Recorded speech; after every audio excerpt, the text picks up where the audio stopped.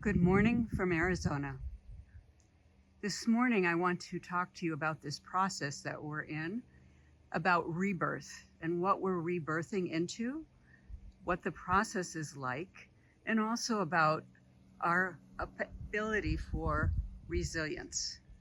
We are always very resilient. Nature is very resilient.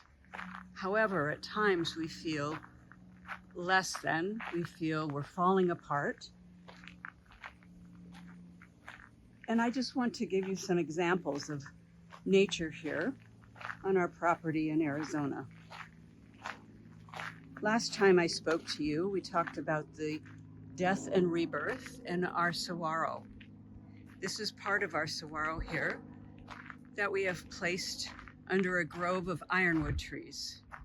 Its next life, we hope, will be a skeleton as it decomposes, as it disintegrates, and as it comes into its next life and its next form. I don't know if you're familiar with ironwood trees. They're very strong, like the word describes. This summer, they lost all their leaves. They were naked because of the drought that we've been in. I wondered if they would come back. And with the wonderful rains we've had in the last weeks and months, they have.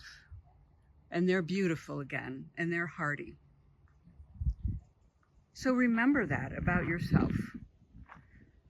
We have many plants here that have lost all their leaves, all of their color, all of their energy. The bushes in front of me included in that. And someone had asked me, what are you going to do with all these? Are you going to get rid of them? And I'm like, no, they're beautiful. They're desert plants and they bounce back. These were all very brown and leafless a few months ago. And now every plant is alive and green and lush. So remember that for yourself. There are these times that we are dying, parts of us are dying, and then we come back. And that is what I want to speak about next. When my husband and I were doing our meditation the other day, this song came to me, Blowing in the Wind. I guess Bob Dylan created it first, maybe Peter, Paul, and Mary, but it feels like blowing in the wind. You're not sure when we're going to turn it around, when things are going to be straight again or stable again. And sometimes we just feel upside down, being blown in the wind. Well, this study in the biosphere, they realized the trees, in order to thrive, needed the stress of the wind to get their roots stronger, to grow their branches. They could not survive there without wind. Sorry, there's a little bug on me. So we all need that resistance, and we've had a lot of it, and we continue to, as we're in the labor pains of the rebirth, as we step forward, as we grow, and as we find our new selves. Remember, you are resilient. Come to nature, be part of nature, and you will find that part of yourself.